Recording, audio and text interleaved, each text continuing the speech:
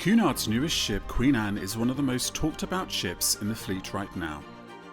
It's the first brand new Cunard ship in over a decade, and it's trying to blend Cunard's classic ocean liner heritage with a much more modern cruise ship design. But after spending time on board, there were a few surprises we didn't expect. So in this video we're sharing what we really thought about Queen Anne, the things we loved, a few downsides, and whether we'd actually sail on her again.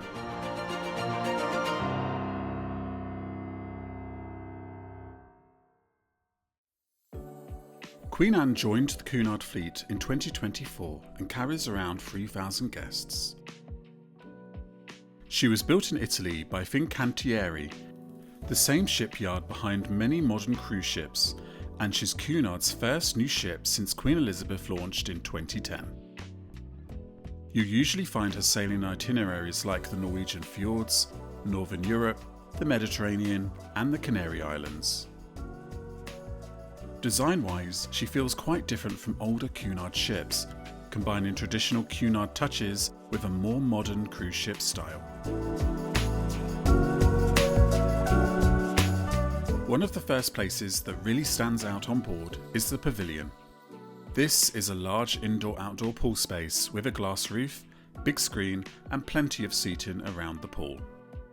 During the day, it feels like a relaxed social space where people come to swim, grab a drink, or just sit and watch the sea. But it really comes alive later in the day when the big screen is used for films, events, and entertainment. It's one of those areas that quickly becomes a bit of a hub on the ship, especially on sea days when everyone naturally gathers here.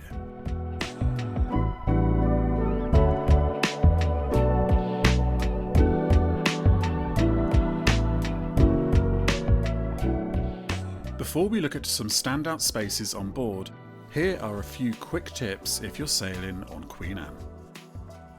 First, it's definitely worth exploring the ship early in the cruise.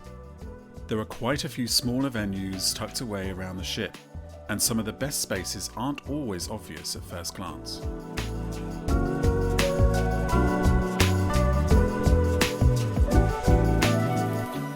Second, make sure you save and use the Cunard app on your phone.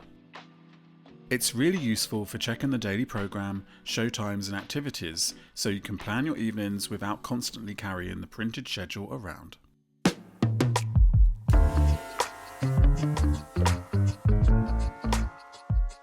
And finally, if you're on board, you should absolutely try afternoon tea. This is one of Cunard's most famous traditions, served in the Queen's Room with white-gloved service, live music, and plenty of cakes, sandwiches, and scones. It's a really nice classic Cunard experience.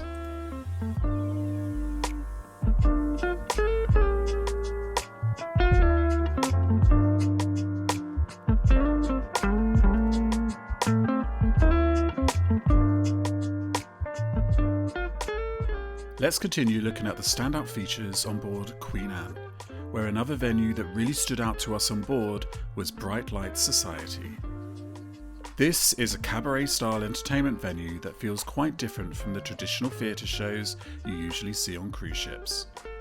We tried an experience here called Bittersweet Symphony. It's essentially an immersive event combining music, drinks, and sweet treats in a really social setting. The experience cost around $46 per person, and that included free drinks and 2 desserts, all paired with the music and the story of the show. It felt really fun, quite interactive, and definitely something a bit different. There were also some other shows and performances hosted in this venue during the cruise. If you're looking for somewhere quieter on board, the Mareel Wellness and Spa is another standout space. It's a large modern spa area with treatment rooms, relaxation spaces, and a thermal suite. Compared to some of the busier public areas of the ship, Spa feels very calm and well designed. It's also one of the areas that really shows the ship leaning into a more modern cruise ship feel, particularly with the wellness facilities. One of the most notable improvements on Queen Anne compared to older Cunard ships is the updated cabin design. The staterooms feel noticeably more modern. One small but very welcome improvement is the number of charging points. you'll find plenty of standard sockets as well as USB and USB-C ports, which makes charging phones, cameras and other devices much easier. The bathrooms have also been updated with larger walk-in showers and glass doors, which feel more spacious than the bathrooms you find on some of the older ships in the fleet. It's a really practical upgrade that makes the cabins feel much more modern and comfortable.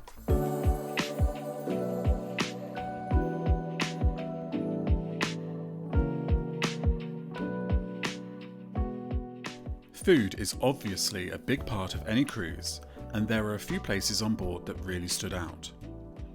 Our favourite restaurant on the ship was Sir Samuel's Steakhouse. We honestly had one of the best steaks we've ever had at sea here. The atmosphere feels like a classic steakhouse and the quality of the meat was excellent.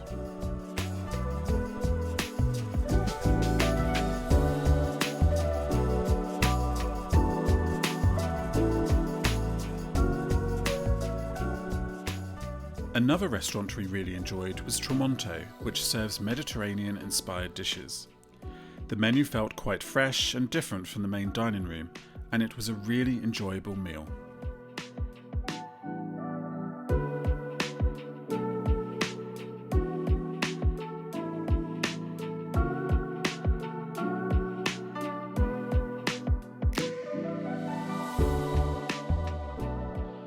For something more casual, the Golden Lion pub is always a reliable choice on Cunard ships.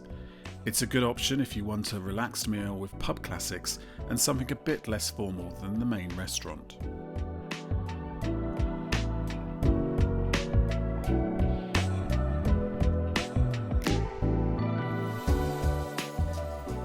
And then of course there's the Artisans Food Hall, which is the main buffet area and a convenient option for breakfast or lunch.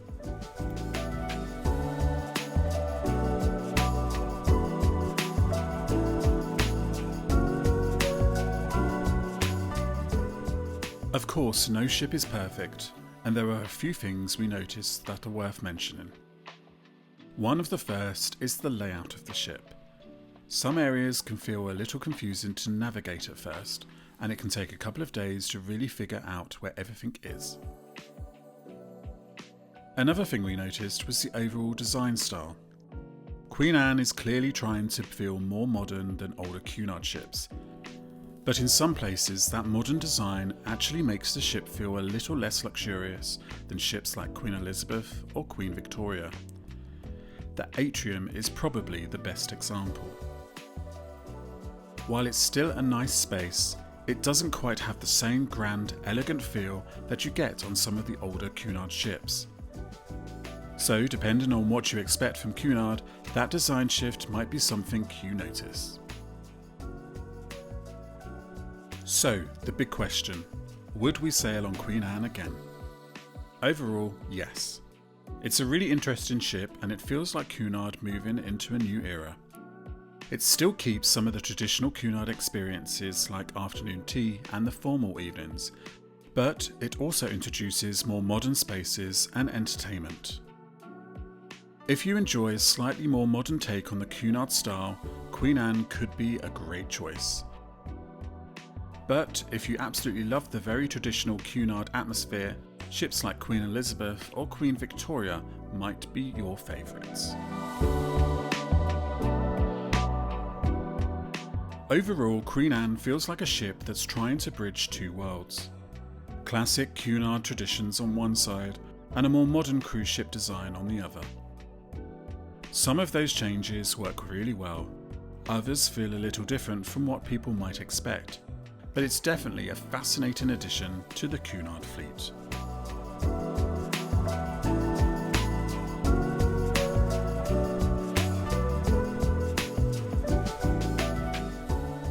If you sailed on Queen Anne or you're thinking about it, drop a comment below. We'd love to know what you think. If you found this helpful, give it a like and subscribe for more cruise tips, ship tours and honest reviews. Helping you cruise with confidence.